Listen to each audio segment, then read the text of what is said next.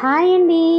Evening స్నాక్గా ఈరోజు వేడివేడిగా గోబీ 65 ఎంతో క్రిస్పీగా అచ్చం రెస్టారెంట్ స్టైల్లో వచ్చే విధంగా ఎలా తయారు చేయాలో చూపిస్తాను, చూసేయండి. దీనికోసం స్టవ్ మీద ఫస్ట్ ఒక గిన్నెను పెట్టుకొని అందులో నీళ్లు పోసుకొని నీళ్లు మరిగిన తర్వాత కొంచెం సాల్ట్, ఒక 2 కప్పుల గోబీని వేసుకోండి. గోబీ నేను చూపించిన విధంగా కొంచెం పెద్ద పెద్దగానే కట్ చేసుకొని మరుగుతున్న నీళ్ళల్లో వేసిన తర్వాత ఒక 50% ఉడికించుకోండి. 50% ఉడికిపోయిన తర్వాత దీన్ని నీళ్లు లేకుండా స్ట్రెయిన్ చేసి పక్కకు పెట్టేసుకోవాలండి. పక్కన పెట్టేసుకొని ఒక 10 నిమిషాలు వీటిని చల్లార్చండి. ఈ గోబీ చల్లారిపోయిన తర్వాత ఇందులోకి కొన్ని పిండులు వేసుకోవాలండి బైండింగ్ కోసం. దానికోసం ఒక 3 టేబుల్ స్పూన్ల కార్న్ఫ్లోర్ వేసుకోండి. వేసుకొని సేమ్ క్వాంటిటీ 3 టేబుల్ స్పూన్స్ మైదా కూడా వేసుకోండి. ఈ రెండింటిని వేసుకున్న తర్వాత రుచికి సరిపడా ఉప్పును వేసుకొని పిండి మొత్తం కార్న్ఫ్లోర్కి పట్టే విధంగా కలుపుకోండి. కలుపుకున్న తర్వాత కొంచెం కొంచెంగా నీళ్లు పోసుకొని కార్న్ఫ్లోర్కి పట్టించండి.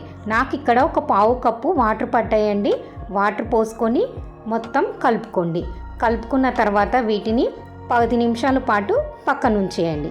ఇప్పుడు ఒక 1/2 కప్పు పెరుగును తీసుకొని అందులోకి 1/2 టీ స్పూన్ ధనియాల పొడి, 1/2 టీ స్పూన్ జీలకర్ర పొడి, 1/2 టీ స్పూన్ గరం మసాలా, కొంచెం పసుపు, 1/2 టేబుల్ స్పూన్ కారము, 1/2 టీ స్పూన్ ఉప్పు, ఆ తర్వాత 1 టీ స్పూన్ అల్లం వెల్లిపాయ పేస్ట్ వేసి ఈ మసాలాలు మొత్తం పెరుగులోకి కలుపుకోండి. ఎలాంటి గడ్డలు లేకుండా చక్కగా కలిపేసుకొని దీన్ని ఒక 10 నిమిషాలు పక్కన ఉంచుకోండి. ఇప్పుడు డీప్ ఫ్రై కోసం వేడివేడి నూనెలో మీడియం ఫ్లేమ్లో పెట్టుకొని ఒక్కొక్క గోబీని వేసుకొని మీడియం ఫ్లేమ్లోనే వేయించుకోండి. అలా వేయించుకుంటేనే గోబీ లోపల ఉడికి పైన క్రిస్పీగా అవుతాయి.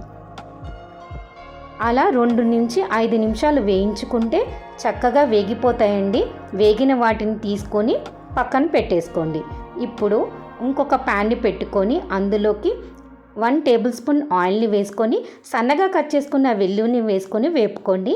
ఇప్పుడు ఒక మీడియం సైజ్ ఆనియన్ని వేసుకొని ఈ ఆనియన్ని కూడా వేపుకోండి.